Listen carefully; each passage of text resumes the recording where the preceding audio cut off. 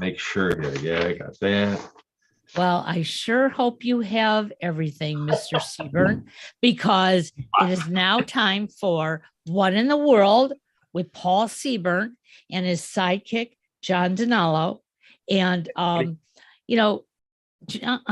said a little bit earlier, he was sort of losing his voice. And we don't want that to happen, Paul. No, you hold all the stories. I mean, I can't just hold them up to the screen and let you. No, we can't read them. No, they can't. And if they're listening, that doesn't do a whole lot because you guys could read it to them. Maybe we should do one show that way.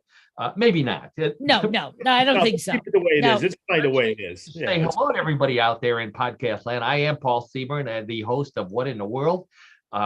Real news, sometimes strange, always funny. That's our motto. And that's what you tune in for every week, we hope, to hear some of the weirdest, strangest, and hopefully funniest stories that you don't hear on mainstream media.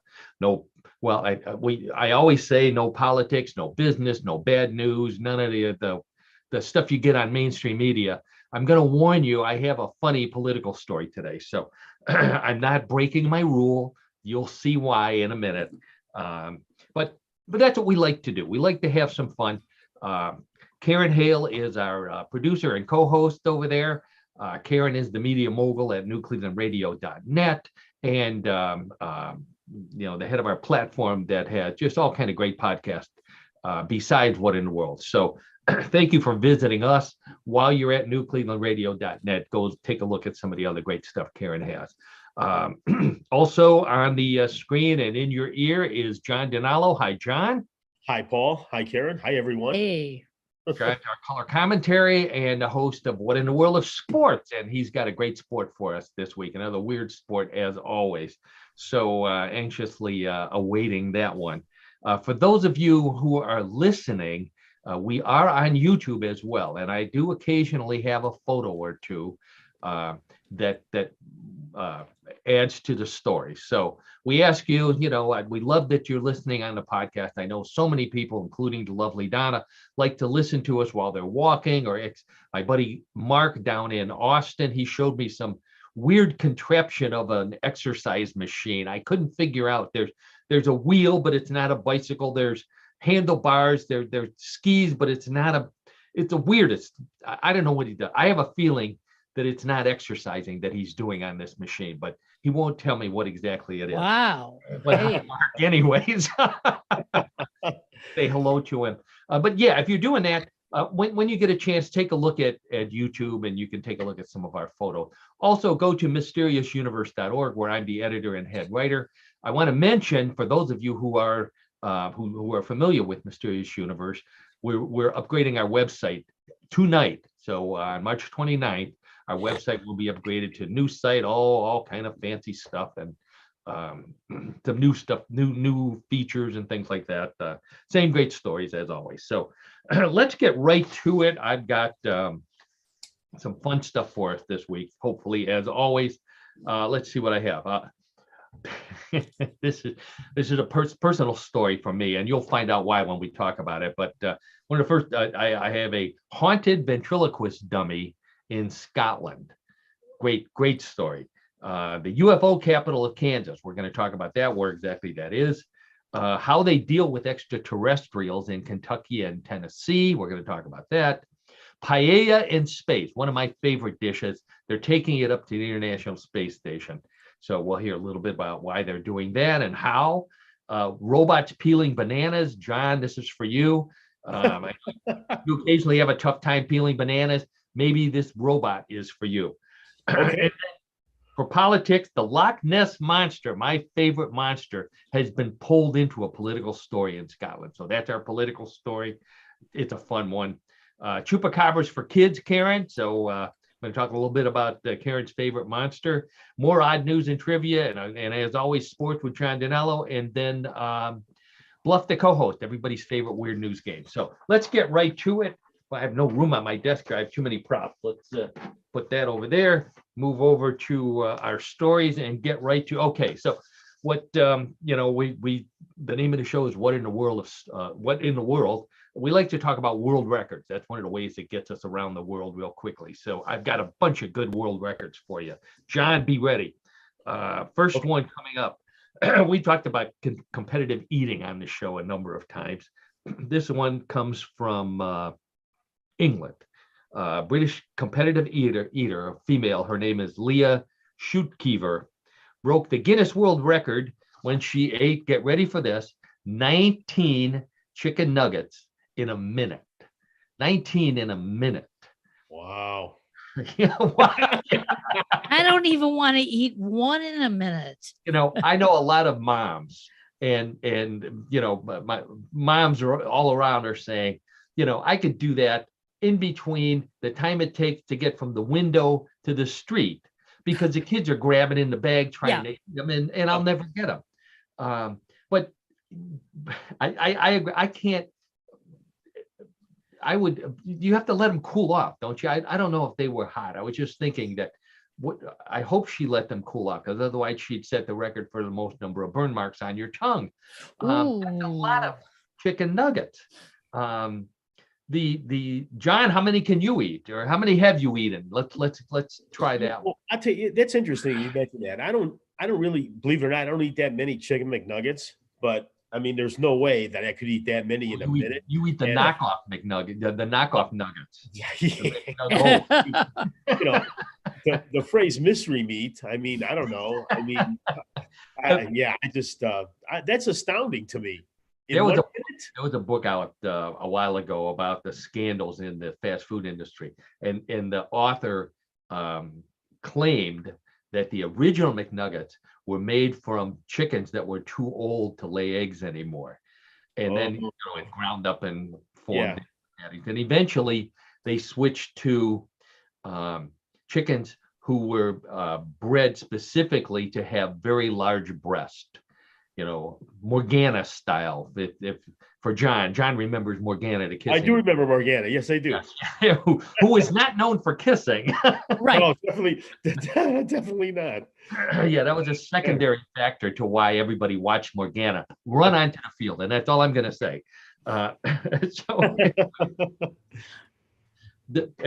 little trivia warning. Okay. Yeah, the chicken McNugget has been around for quite a while. It was invented in the 1970s by a guy who ended up working for Tyson Foods, and he used to create food and send it to McDonald's, and they would buy it from it. So he came up with the idea for the McNugget, and then they gave it to their head chef. Believe it or not, McDonald's had a European head chef, Rene Arend from Lithuania. I never thought Lithuanian food was hamburgers and French fries, but apparently this guy was their chef. He came out, he took the formula that this guy came up with and came out with the first chicken McNugget in 1979. So we're looking at what, 40 well over 40 years. Yeah, well over 40 years. Right. Sure. And we've talked about this on the show before. The McDonald's claims that there's 4 shapes of McNuggets. Right. I always thought they were just a square, but there's a bell, a bow tie, a ball, and a boot. Those are the shapes. And they say they do it to ensure consistent cooking time for food safety. Oh, boy. Okay. I'm sorry. Mine always look like these round nuggets. Wow. Yeah. Yeah. That's what I remember. I think that, no, I won't say the clerks are biting pieces off. Okay. That's, yeah. Oh. But the shapes were picked. They said, we make chicken McNuggets with the perfect equilibrium of dippability and fun. So that's why they picked those shapes. Perfect equilibrium. McDonald's says this kind of stuff. And then 4 was the perfect number for the little bag that you get, the regular serving. 3 is too few, 5 is too wacky, they said. Wacky, that's the term they use. I mean, do you ever look that closely at your McNuggets, or do they pretty much go from bag into mouth, or bag to dip to mouth? Yeah, probably. Yeah, bag to dip to mouth for sure. It's like you're not analyzing it. It's like you analyze the McNugget. No, I don't. They're not too good without dip. I agree. Yeah, you have to have some kind of price to them. So the competitive eater did not dip because that would have taken too much time. 19 in a minute. So of course she's going to go for 21 of these days. All right, another world record. This one I've got a photo of, and you're just. Oh, did we? Are we? Yeah, we're sharing. We're sharing. Okay, let's see. Oh, there's our logo there. Let's take a look at what we've got. Okay, John, and everybody out there who's looking at us. Wow. This is a competitive runner at a half marathon in California. His name is Chad Kemple. Now, for those of you who can't see it, Chad is running, but he's not running by himself. Chad is competing in the half marathon. He finished with a time of 2 hours and 19 minutes. Now, that's not very fast. If that were a marathon, it'd be well over probably 4.5 hour marathon.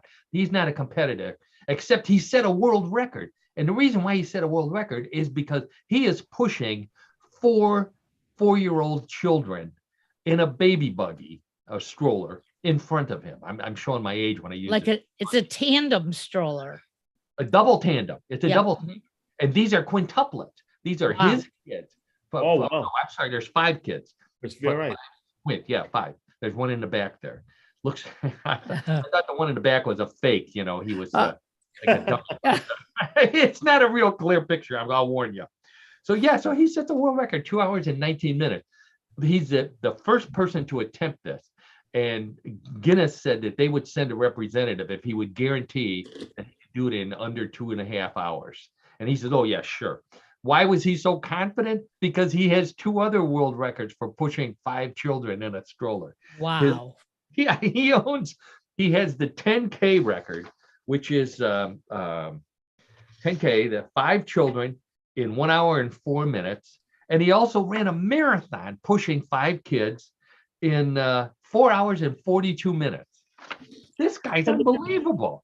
What if one of the kids has to go to the bathroom? That's my question exactly. Yeah, really. The 5 kids, their names are Gabriella, Lincoln, Grayson, Preston, and Noel. Must live in California, obviously, with those names. But I'm thinking he's put in a marathon. By the end, he's not calling them by their names. It's 1, 2, 3, 4, and 5. Or you, the screamer, shut up. Yeah. Or I'm going to turn this stroller around, and we're going back to the start. But yeah, think about that. He has to stop at one of those porta potties in order for any one of 1 to 5 kids to stop and do whatever it is they have to do. And he's going to have one in there, and he's tapping his foot because he wants to get going. And you hear these voices coming out of the porta potty. Noel just fell in. Daddy, let us out. Oh, boy. It smells in here. Yep. So that's what would happen. I think. So anyways. Amazing story. He has 3 records. That's amazing. Speaking of world records, I forgot to mention at the beginning, I wanted to say hello to some of our listeners. I had a list over here. I've been getting some notes from Facebook from people who I think are listening to the podcast. We said hello to Mark, John, our buddy Mel. He listens to every once in a while. Ray and Deb. Deb's actually, she goes by. So I'll say hello to them. I think they're regulars. Jay, and then of course Text Chick and Steeler Girl and Text Chick's high maintenance import husband. So hi to all of you. Also, I think the lovely Donna may be listening, so we'll say hello to her. Anyway, so let's get that out of the way. So I think that's it for the guy pushing 5 kids in a stroller. Wow. Yeah. All right, here's I'll take this down for a second here, and then we'll go back. This world record comes from India. So this comes from the Wicklow. Is this India? No, this one's from England. The Wicklow and District Lions Club teamed up with students at Dominican College to set a world record for the most people in one place in lion costumes. 252 people dressed in those, mascot style, college and high school mascot style lion costumes. This is a world record that people pulled. What do you call a group of lions, by the way? A You know, pack. I know this, but I can't think of it off the top of Oh, my it's a head. pride. A pride of lions. There you go. Very Very good. good, Karen. Very good. So these guys, they were a pride. They were a pride of lions, all right, until they found out there was only one porta potty. Then they were a free for all of them. Hanging out the door. Oh my gosh. Two porta potties jokes in one show. How about That is a record for us. that's Yeah. a record for us? That's right, John. So look, one more trivia question. It was the Lions Club that organized this, and everywhere. I didn't know if they had anything to do with lions. You know, they're a service organization. They've been around for 100 years. They were formed in 1916 in Chicago. And Lions is actually an acronym that stands for Liberty, Intelligence, Our Nation's Safety. So that's where they came up with the A name. little known fact, Paul. Very good. How about that? Yeah, use that one at the bar when you're playing trivia there, John. Okay, I will. Okay, now brace yourself, Karen, because this is going to be one of those pictures that you're going to go ooh at. This is the story that comes from India. I want to see how we're doing on time here. So this guy, K. Praveen is his name, 21 years old. He set an Indian world record. He's not sure if he has the Guinness record yet. The Indian world record for the longest tongue in his country. His tongue is 10.8 centimeters long. That is Oh, 4.25 inches long. Now, usually at this point, John says, I don't believe it unless there's a picture. Oh yes, I always say that, but So there it is. oh my lord. Our no. guy, he is sticking his tongue out for those of you who don't have on YouTube. Oh And his my tongue God. is hanging well below his chin. If he were wearing a necktie, he would be licking the knot on the necktie. That's Oh so my give you God. a video perspective of that. The average tongue is only 3.33 inches, 3 1/3 inches. So he's almost a full inch longer than the average tongue. He says the only time it bothers him is at Halloween because everybody wants him to come as Gene Simmons from Kiss. So, the poor guy can't use another. Now he can do tricks with his tongue. This is where it gets weird. Obviously, he can touch the tip of his nose with his tongue, which is a feat that I think a few people can do. But something that no one else in the world can do, he can touch his elbow with his tongue. And that's one of those fun tricks to do at the bar to bet somebody $1. Yeah, I bet you can't touch your elbow with your tongue. It's impossible. This guy can do it with his 4.25 inch tongue. However, You almost got me there. I was about to try it, and then I realized I'm on video. No way. well, now I don't have a picture of him. There's one other trick that he can do, and I found that it would probably be too offensive to show him doing it in real life. So I have a cartoon of him doing it, and this is the controversial yoga practice known as Kekare Mudra. I don't know if I'm pronouncing that correctly, but this is a yogi thing from India, and it involves taking your tongue and reversing it. That is, putting it back down into your throat and sticking it up your nasal cavity. Oh no. So there's an illustration of what. Oh, thank God. In 4 stages. He calls it the invisible tongue trick. And at the end, for those of you who can't see the picture, his tongue is actually inside from the reverse inside his nasal cavity. Oh, yuck. No. Well, Paul, this is truly weird news today. Truly weird news. That's right. So he's now, get ready for this. He's exercising his tongue. He's practicing touching his eyelids with his tongue. So he's gone beyond the nose to the eyelids.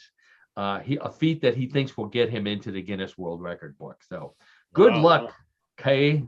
And what does he get for that? A pat on the back? A lick on the back, I guess. It's a different kind of attaboy.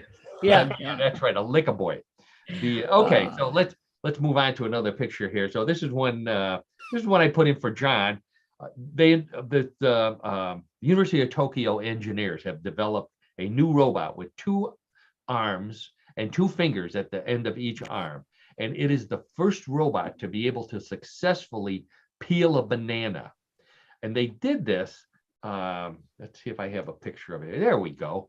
If Google robot peeling banana, and you'll see a video of it. I didn't have a video, but it uses artificial intelligence, and it took these 2 robot arms, which apparently are connected to one robot brain. Took it 13 hours of watching people peel bananas in order for it to finally learn how to do it successfully. And they admit that it's only most of the time.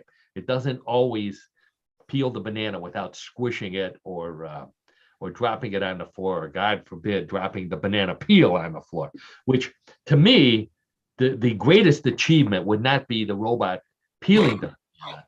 The greatest achievement would be the robot laughing when someone slipped on the banana peel. That would be, now that's it. Yes, that would be there. So of course, I got another trivia warning here. I had to look up slipping on a banana peel, and when that originated. And believe it or not, they've traced it.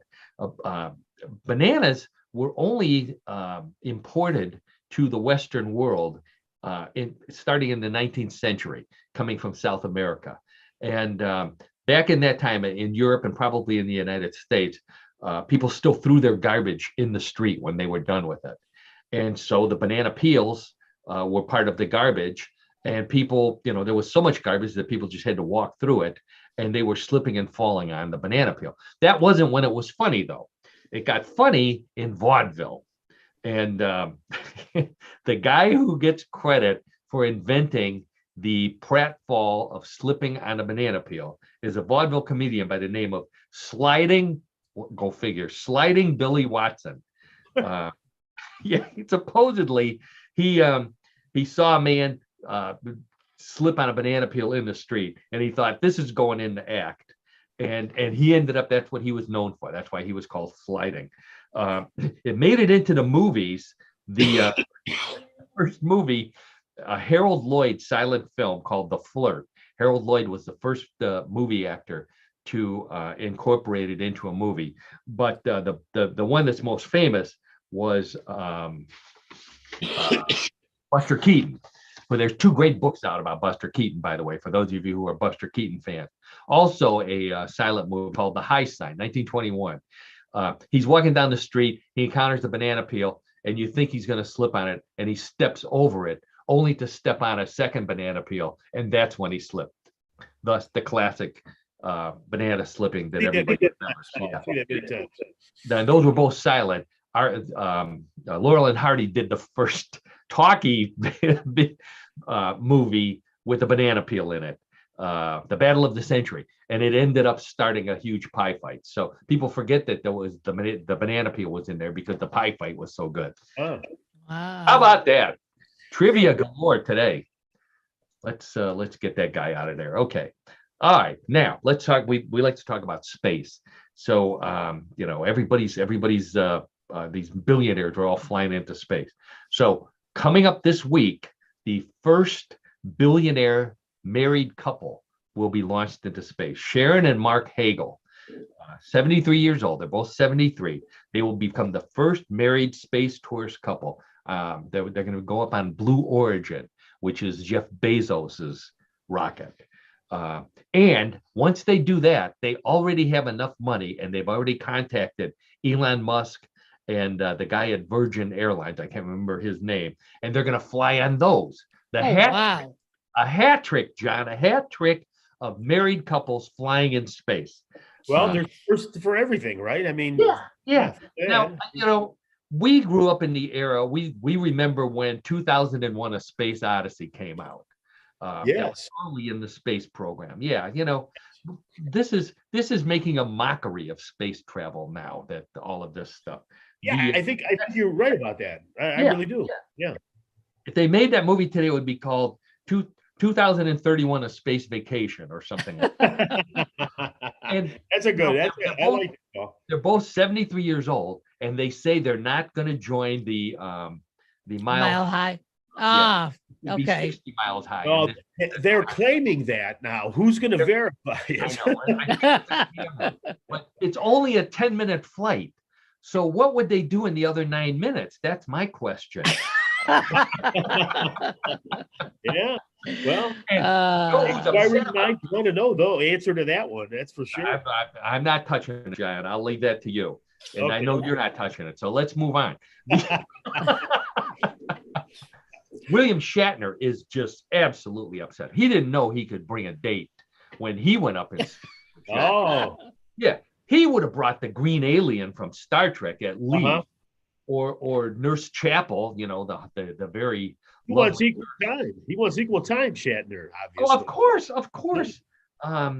Or better yet, you know, if I were William Shatner, I would have brought along 7 of 9, who was on. I forget which one she was on.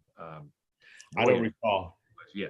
Yeah. She was. Oh, yeah. Oh, John, she was more than a 7. She was at least an 8 of 9. Well, Shatner, you know, Shatner has good taste, obviously. Yes. There was no 10 of 9. 10 of 9 would have been Bo Derek. Yeah, but right. she was never on Star Trek. So, boy, there's an old reference for everybody listening there. Bo Derek. What was the name of the movie? Bolero. No, that was the song, John. Oh, John. Oh, we have to edit this out, John. The name of the movie was 10. I gave it away. Oh, that's right. I just happened to see Bolero on television. I was watching, you know, the many channels I have, right? And I happened to catch that movie. That's digging that hole, John. Keep digging that hole. We don't believe that. Don't worry. We'll edit it out. All right. Okay. All right. I mean, you gotta play by the rules here. All right, John. So speaking of space, I called this paella in space on my article in Mysterious Universe. Celebrity chef Jose Andres is partnering with a space company to send the first paella to the International Space Station. Why is he doing that? Because one of the astronauts is Spanish, and he's a friend of this chef. So they're sending on the next mission to the International Space Station a pot of a wok. I don't know what you make paella in, a big giant skillet, enough for everybody on the space station, which is amazing to me because they have to seal it so it doesn't smell, because those 4 astronauts that are carrying it up there. Can you imagine spending 2 days flying up to the space station smelling paella? Could you resist, John? I'm a huge paella fan. No, I don't think I would. No, but let me ask you this. Don't they have some kind of like system in place or mechanism so they don't have to deal with all those different smells that are up there? What do you mean I'm sure they do. I'm sure there's a vent. Open. It's like on an airplane. There's a little vent above each seat, and they turn it. So Richard read an article about the smells on the space station. Oh yeah. Oh yeah, it's supposedly horrific. Awful. Yeah, the paella will be the best smelling item on the space station once it gets there. You would think that they would be able to come up with a pill or some kind of medicine to counteract that, but just open a window. Yeah, right. Cold air out there. Yeah, for sure. Oh, no, today's another trivia show, so I got another trivia note here. I love paella, John. I know you love paella. Karen, I don't know if you're a paella. I do. Yes. Never had it. Never had it. Okay. No. Well, it's the most well-known version is a big plate of rice with all kind of seafood in it and vegetables. The origin is Spain, obviously, but it's really from Valencia, which in Spain is a separate entity, although it's geographically in Spain. Right. It's called the Valencia region, and dates back to the 10th century, so it's been around for a while. And the original recipe, John, get a load of this. Besides the rice, the ingredients are green beans, rabbit, chicken, sometimes duck, and lima beans cooked in olive oil and chicken broth. No fish whatsoever. Wow. That's interesting. Yeah. So the fish came in as the dish became popular. It spread throughout Valencia. And when it got to the coast, the fishermen said, we're not eating rabbit. So throw some clams and oysters and cod and whatever else we got in there. And then the color comes from saffron, which is so expensive that everybody uses turmeric. to get that flavor in the color. Right. Sure. Yeah. The Chinese space station, by the way, which is also up there, they're also talking about bringing space tourists up. I don't know how much how many yen you have to pay to fly up there, but instead of paella, they're going to have Peking duck. So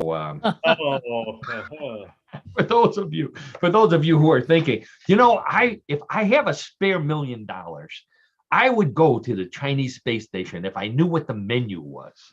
That's for you guys out there. Now, Karen, this is for you. Karen is a big fan. We always talk about monsters on the show. Karen's a big fan of the chupacabra. So this story is a chupacabra story. If you're looking for a fun, now this would be not for your kids, but probably for your eventual grandchildren or great nieces and nephews, young children that you know. Comedian George Lopez is writing a series of books for Viking children's books called the Chupacabra series. And the star, Chupacabra, is a famous Puerto Rican chupacabra. And George Lopez says that it's based on, it's going to combine humor and Latin mythology and based on memories of George Lopez's childhood. So imagine that, a comedian and a chupacabra. Sounds like the Oscars, doesn't it? Yes, it does. It's like an odd couple, so to speak. I couldn't resist that one. Sorry. That's all I'll say about the Oscars there. So you can teach your kids about the blood-sucking monster that lives in Puerto Rico. Is that better or worse than telling them that there's a monster living under the bed and you better eat your vegetables or it's going to come out? I don't know. It's in the same category the way I see it. I don't think. I never told my boys that. About the chupacabra, about the monster. No, but the monster under the bed. They just figured it out for themselves. No, they ate their vegetables. No, your husband told them. That's what it was. Okay, there we go. There you have it. Rich, yeah, that sounds like something he would do. Okay, so I have a special treat for all of you listening, and especially those who are watching. This is the story comes from England about the haunted ventriloquist puppet, and I've said on the show before that I performed stand-up comedy for a little while when I was living in Houston, and there is a video. I have a copy of it of me performing stand-up comedy. Very few people have seen it. Tex Chick has seen it, and of course the lovely Donna. There are a few people around who have seen when I was in grade school and I performed in the talent show as a ventriloquist. Oh, I know. Go figure. So I just happen to have my old ventriloquist doll here. You have your dummy with you. I saved it. That's right. Now, this is believe it or not, he doesn't work. The mouth, as you see, is gaping open. The string is no longer, the mechanism doesn't work. But when I was a ventriloquist, his name was Igor, because I had no idea what his name was. And when I became an adult, and I kept it all these years, a little dusty. I'm just looking at his. I looked him up, and he is a spitting image of the ventriloquist dummy that he was modeled after, a dummy by the name of Velvel. And the ventriloquist was a guy by the name of Ricky Lane. And Ricky was a Jewish ventriloquist, the first Jewish, and possibly only Jewish ventriloquist. He was Ed Sullivan's favorite. So I'm dating myself here. He was Ed Sullivan's favorite ventriloquist. He was on all the time, more than Paul Winchell, more than all those other guys, more than anyways, he was on more than anyone. I just happened to find out that Ricky Lane had a daughter named Terry, and she's on Facebook. And I have since become friends with her. She sent me pictures of them and videos. So it's a fun thing for me to bring them out. Anyone who wants to ask me to perform, no. I don't do that gig anymore. Come on, Paul. It would be a challenge. Oh, yes. Yeah, sure, John. Yeah. Easy for me to say that. Put your money where your mouth is, and it's going to cost a lot of money. I'll be able to go to the space station. Now you'll be able to fund that, right? Oh, So boy. anyway, the story comes from England, from Scotland actually, and this guy, the oh, I wanted to look it up, because a lot of people are spooked by ventriloquist dummies, and Lon Chaney recognized this in 1925, and he came out with the first ventriloquist dummy in a movie called The Unholy Three, 1925, a black and white movie. I think, oh, it was a silent film.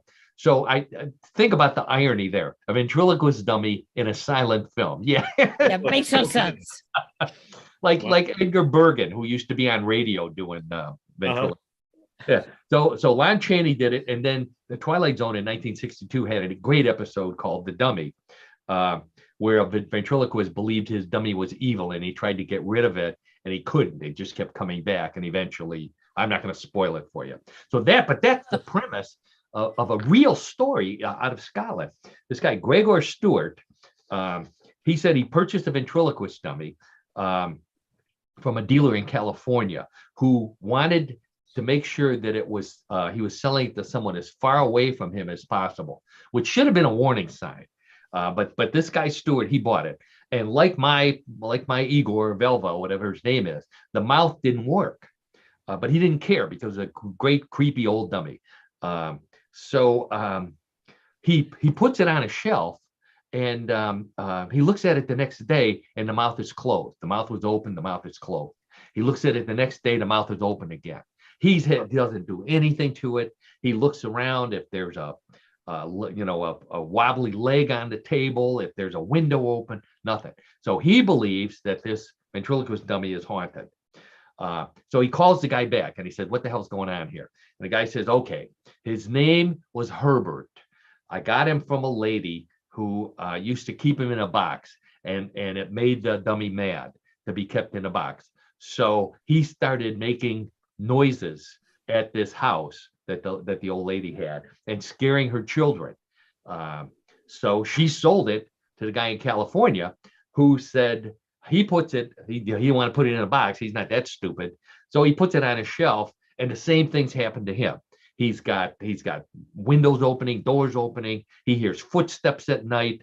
So he's convinced that this ventriloquist dummy is evil. So what do you do with an evil dummy? You sell it to some other dummy, and that's guy Gregor in Scotland. So he's got it now, and so he says that it was doing the same thing for him until he found out that it just wanted to be loved. So what he does is he invites people over, and they hug the dummy. They put it on their lap. They play with it. They talk to it. It doesn't work, so they can't make it talk. But he says since then, he has not had any problem with the dummy, except for the one time when somebody put him in a box and he didn't like that, and the mouse started moving again. So I don't know. Do you believe that, John? It's plausible. I would say it's believable. Yeah, I would say in the realm of what we deal with here on our show. Yeah, that's very real. Yeah, I'd say it's real. How about you, Karen? John has all the answers, so I'm going to say it's real. Oh, thanks, Karen. Thanks for the plug. It's real. That's right. I should have saved it for Bluff the co-host. No, we're in some tough ground there. You know that. I tell you what, I don't get too many of these, so I really was excited when I got this story, and I did a little research, and this is not the scariest ventriloquist dummy story. That one came from a guy by the name of Michael Diamond, who got the head of a dummy. Now, the real ventriloquist dummies are on a stick, and there's a mechanism on the stick that moves the mouth and the eyes and the eyebrows and all the other stuff. So the more complicated the dummy, the more buttons there are on the stick. So that's all he got. The dealer, it was a military dealer who told him that the dummy was made by a POW. I don't know if it was, I think it was an American POW being held in Germany or in Poland at a concentration camp. So it must have been in Poland. And he built the dummy. So he was obviously a ventriloquist before he went into the service. And he brought it back with him because he survived, thank God, and then sold it. So this dummy is called Fritz, and it passed through a variety of people who were scared beyond their wits by it, and it eventually ended up at a museum.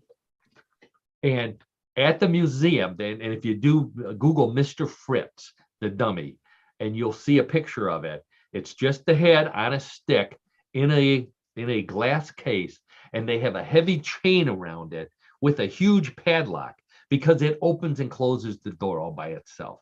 Oh. They have videos of it. Yeah, you can see that it's the spookiest thing. Now, I don't know if it's a real haunted ventriloquist doll or if it's a trick, but whatever it is, it's spooky. It's a spooky video. Much scarier than my little buddy Igor over here.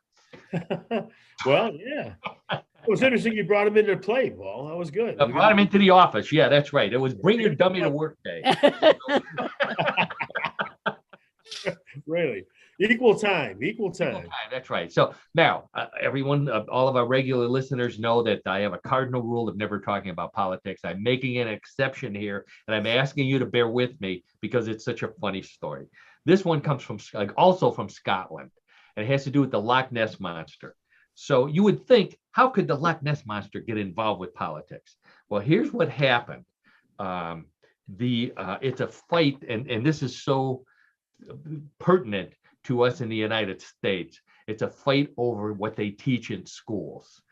And the schools in Scotland got a lesson plan for social studies from the major lesson plan provider that includes a whole section on the history of the Loch Ness Monster.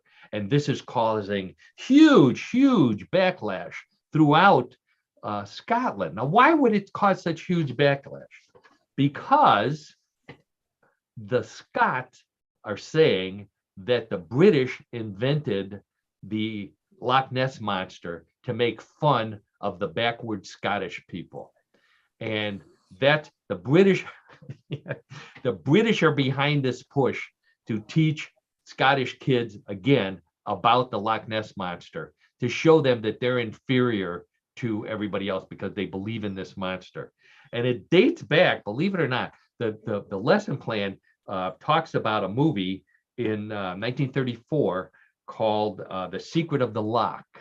And it's about a wacky Scottish professor who attempts to prove the existence of the Loch Ness Monster, but everybody thinks he's crazy. Meanwhile, a foolish young reporter attempts to get a scoop on the story. So it's not an investigative documentary on the Loch Ness Monster. It's not one of those styles, right? Okay. Yeah, right. So all the people are saying, oh, there's no question, this is a anti-British bias. They're brainwashing pupils into believing that Scotland is the victim of a wicked conspiracy to subvert and infantilize its identity. Just the kind of stuff that you don't want to hear at a school board meeting. No kidding. So, of course, it was cherry picked. They cherry picked the parts that they wanted to make it into a big controversy. Yeah.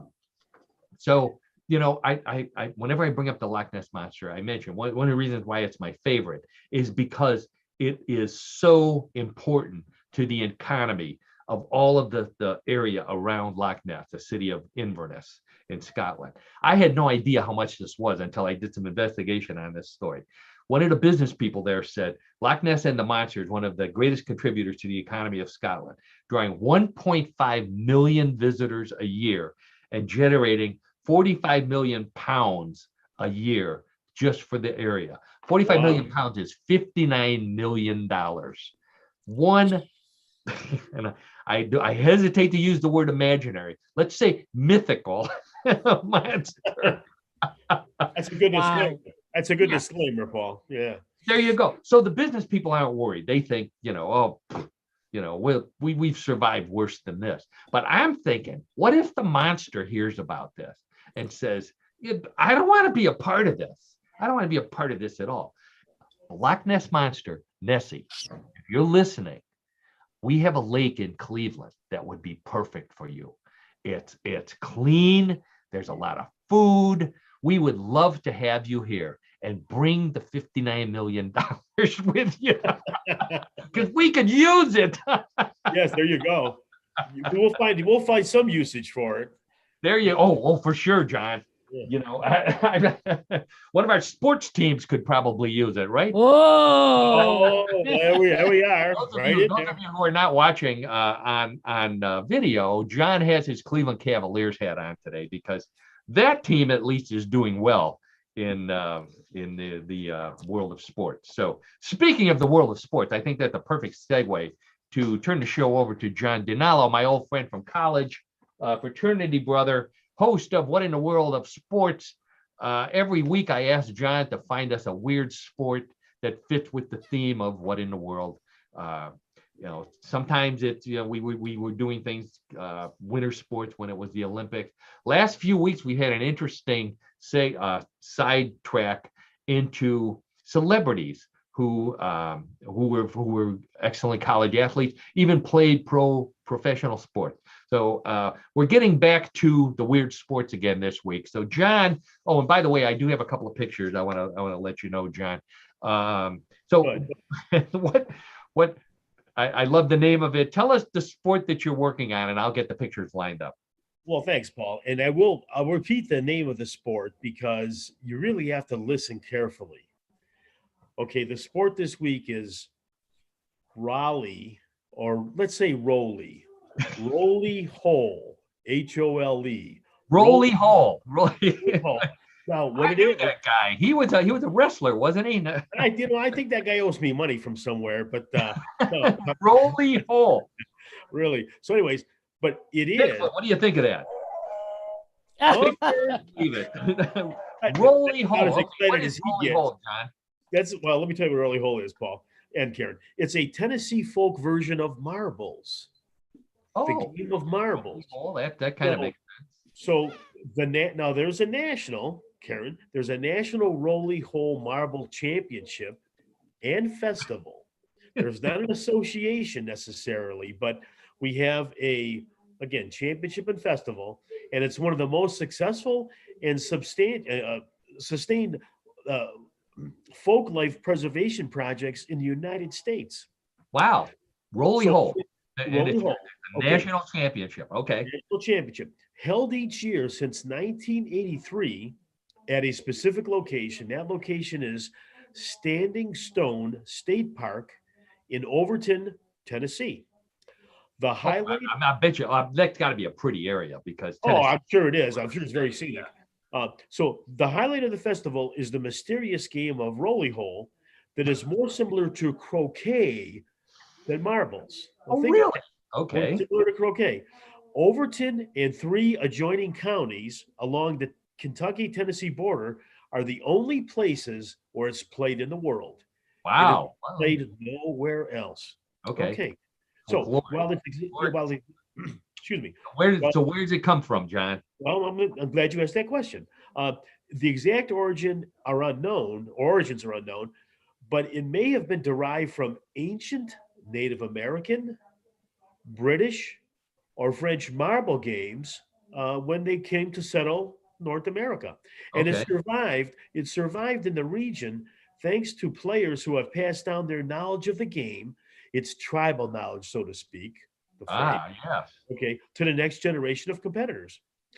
Now, rules and customs can vary in community settings, but the National Roly Hole Marbles Championship has established its own standard system of play. The game takes place on a cleared dirt yard constructed from sifted loam soil that measures 40 by 25 with 3 holes placed 10 feet apart. All right, so I have a picture up here. Oh, very good. Yeah, they're squatting in on dirt. You know, right. As John said, there's a dirt edge all the way around it. I guess so the marbles or whatever the stones are called don't roll off the edge. Yeah, that's the border, obviously. Yeah. Sure. Okay. No, but here it is. Players must use locally made, highly scrutinized flint spheres to throw and compete in the competition. I think I have a picture of the picture. Right. Yeah, there's one of the guy using it, and here's very good, Paul. Very good. Yeah, there's the stone themselves, cut from local marble or whatever it is. Obviously, local stones.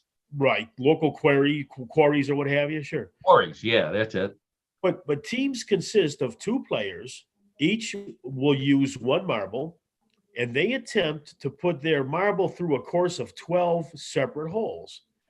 Along the way, It's like a players. golf course for marbles. Yeah, right. Exactly. Exactly. Okay.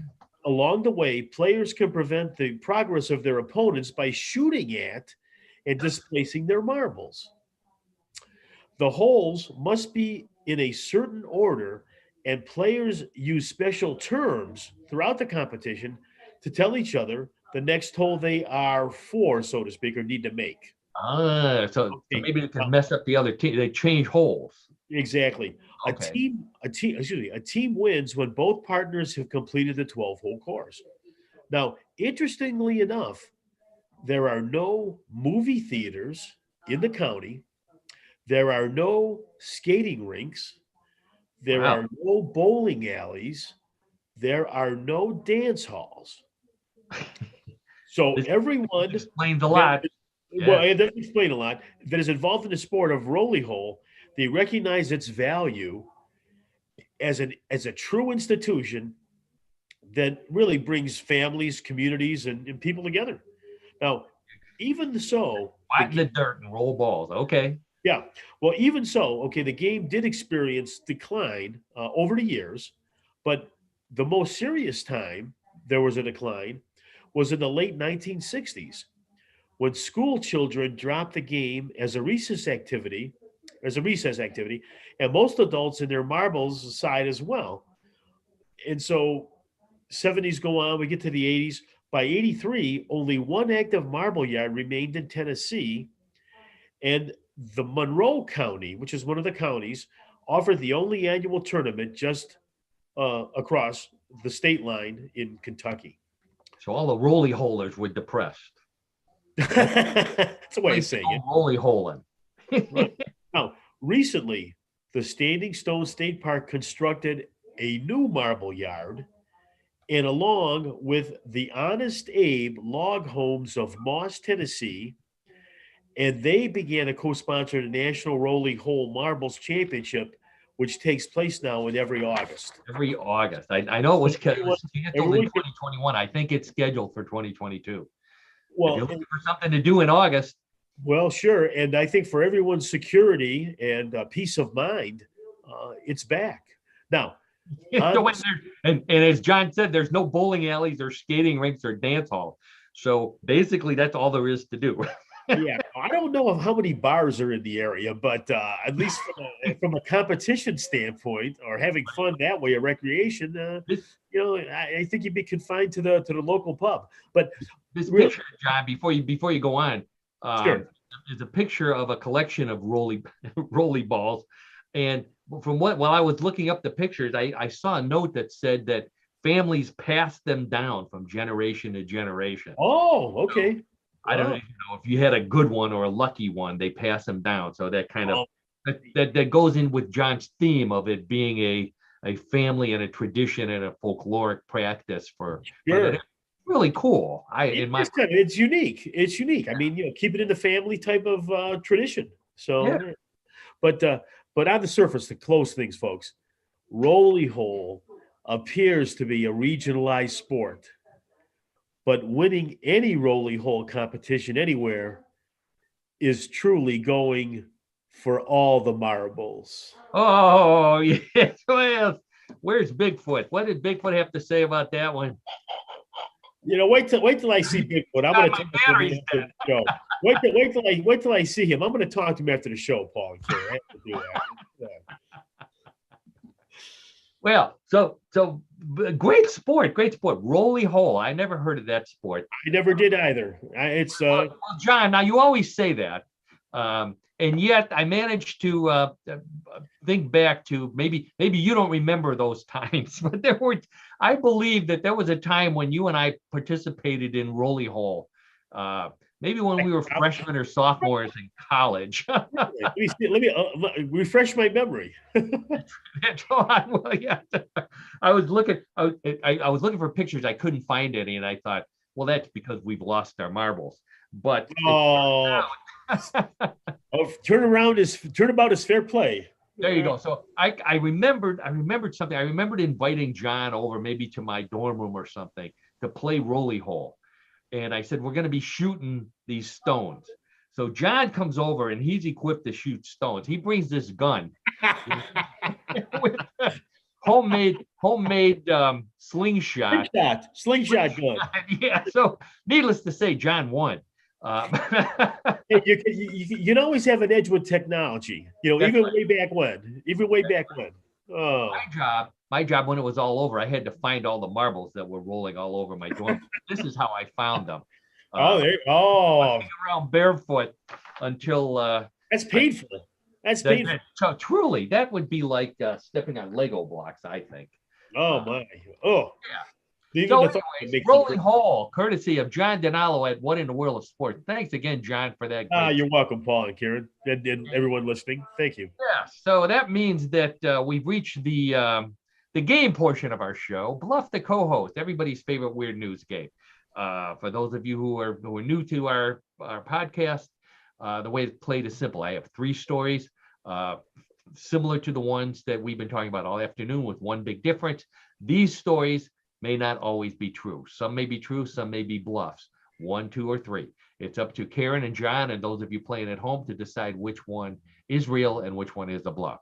Betting is allowed, so place your bet. John and Karen, put your hands on the buzzer. Who won last week, by the way? Was that the... I did win. John won. Okay, Karen. Okay. All right. Okay. All right. Okay. I get it. Let's get to story number 1. Hands on the buzzers. There's no theme this week, by the way. Okay. If you're looking for the, I'm telling you that, John, so you don't try to figure out what my theme might be. And well, it's a lot of studying we did last week too, and that keeps coming back to me and saying, "Hey, are you getting any results out of all the work we're doing and we're planning this?" I said, "Well, sometimes, but not all the time." So she wants you to bring home a Cupid doll or a stuffed animal, I think is what. Oh yeah, that's very anyway, That's right. I'm sorry for those of you listening to the podcast and waiting for the story. Let's get right to it. Story number 1. If you're looking for the perfect gift for the dog who has everything, in other words, your dog, a specialty dog collar maker in Wisconsin has the collar for you. He says it's his most popular dog collar ever. And it's one he came up with during the pandemic. He calls it the Squirrel Tail Dog Collar. The name explains everything. The furry collar is made from dead squirrels he finds on the road or in the nearby woods or that people bring to him. He says pooches love them because they smell like squirrels, and everyone knows that squirrels make dogs jump around like mad. They're like catnip for dogs. So if you want your dog to stay active and alert, Google the Squirrel Tail Dog Collar to place your order, or ask your strange neighbor who chases vultures to make you one. All right, Karen and John, the Squirrel Tail Dog Collar, most popular dog collar by a dog collar maker in Wisconsin. What do you say, Karen? Real or bluff? Oh, Karen, can you hear Karen, John? I can't hear Karen. No. Good. I turned my sound off. That's why. Oh, okay. You're back now. I forgot. The producer forgot what she did. Okay. So dog collar. So I have, lots of neighbors who have dogs. Yes. I've never seen a dog collar like this. So I'm going to say false. Karen says it's a bluff. Okay, John, what do you say? I'm going to go counter on this one. I'm going to say it's real. I can see that. I mean, people are always trying to make things for their pets, improve things, right, for pets. This seems to be in the trend of making your pet more content and more happy. So I'm going to say it's true. All natural. It's like catnip for dogs, smelling a squirrel. Wow. That's kind of an interesting comparison you offer. But yeah, I'm going to say that. Sure. Dog nip. Yeah. Okay. So John says it's a real story. Karen says it's a bluff. Let's check with the judges. And the judges say, Way to go, Karen. There's no such thing as a squirrel. Yes, I Okay. finally got one right. Karen's Yes. off to a good start. Yeah. Good Off to a start. good start, John. No stuffed animal today, unless you pick things Well, up. I tell you what, I'm already in the doghouse with it. So to speak. Oh, okay. Resist Oh, that one. Sorry. All Sorry. right, John. Great way to go. All right, let's move on to story number 2 here. Hands on the buzzers. What do you do with old city buses? If you're Japan, you turn them into mobile steam rooms. No, they don't just seal the windows shut, turn off the AC, and drive around on hot days. These are actual retired buses retrofitted with water tanks and heaters for making steam and sealed tents for getting sweaty. The old plastic bus seats stayed because they're easy to clean. And those rails that that use, standing passengers use to hang on, are perfect for hanging clothes before getting into the steamer. The owner of the bus line says the sauna buses are perfect for parties. What better way to celebrate than to get sweaty with friends? Just remember, if the windows on that bus are steamed up, you may want to knock before trying to get a ride. All right, John. The Japanese buses turned into mobile steam rooms. Real or bluff? Well, let me tell you, folks, I got a thought on this. It's so outrageous, okay, that I'm thinking I'm going to say it's real. Oh, I think, not to make it sound provincial, but I think Japanese people are known for being efficient and productive and getting use out of everything or anything at their disposal. So I'm sure there's thousands of city buses that have to be put out to pasture, so to speak. So I'm going to say it's a real story. all right. Okay, John. Would you get on? No, of course not. Who knows what's going on inside? That's right. Did they really wipe them down? Okay, Yeah. so John No says, kid. No John kid. says it's a real story. Karen, how about you?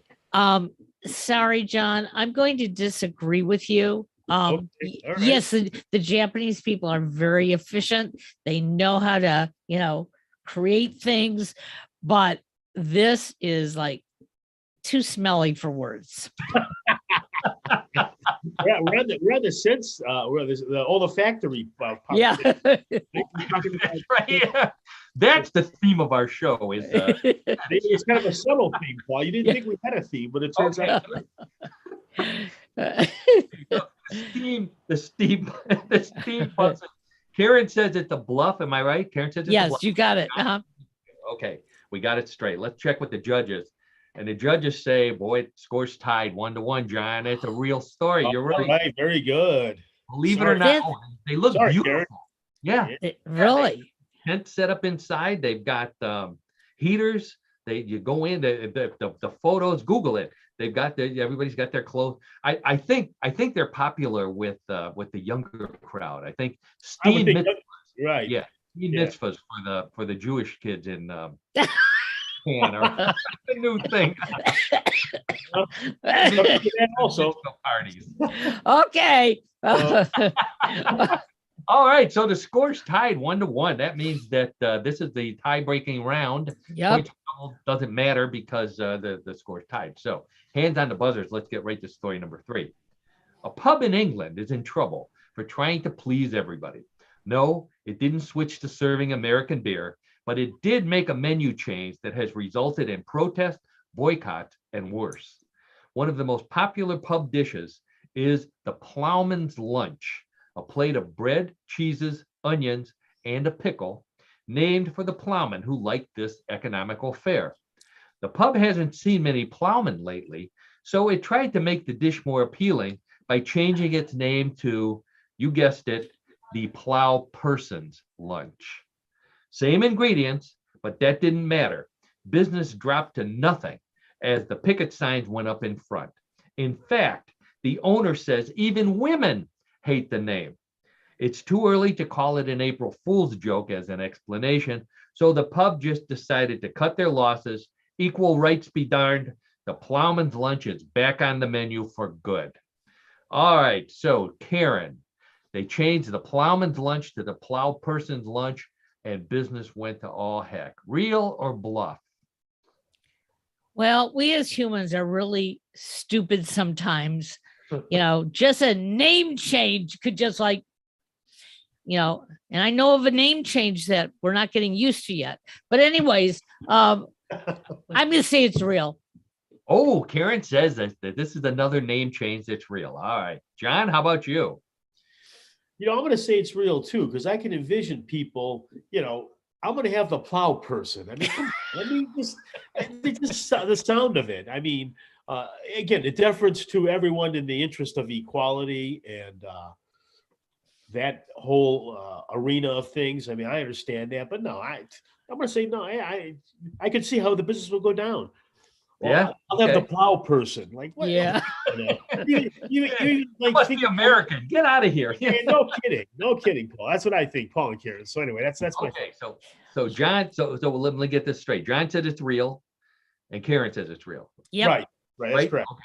All right. Yeah. But speaking for someone who has actually eaten a plowman's lunch and enjoyed it immensely, I would eat it no matter what it was called, because it's really it's a good plate of food. But let's see. So you both agreed that it's a real story. Let's check with the judges. And the judges say, guess what? It's a tie. You're both right. That's a real story. Okay. Yeah. Sounds good. Yeah. I can imagine, the British love their pubs. So oh yeah, sure. You don't mess with our pubs, I guess they would say. And don't mess with the name. For certain, don't mess with the name. It's almost as bad as messing with the actual ingredients. So I'm going to bring Igor back in, Velvel, whatever his name is, to give us our sign off here. Yeah. He looks like the dummy with the Nestle Quick guy.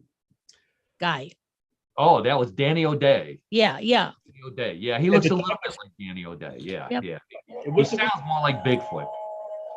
There you go. So anyway, that's another week of What in the World. I want to thank my producer and co-host, Karen Hale, media mogul at newclevelandradio.net. Thank you so much for everything you do, Karen. Absolutely. And all of the podcast at newclevelandradio.net. Please check us out. Check them out. Click on my name. It tells you how to download us. We're free. No matter where you watch or listen, please like us, follow us, do whatever they tell you to do. That tells us how many people are participating in the podcast. I am on Facebook. Look me up there. Look me up on mysteriousuniverse.net. Check out our new webpage coming up this evening. In less than a half an hour, they will be doing the conversion. So I'm hoping it goes well. And as always, I thank my old friend, John DiNallo, fraternity brother, college buddy, and just a great friend. Thanks for everything you do for us, John.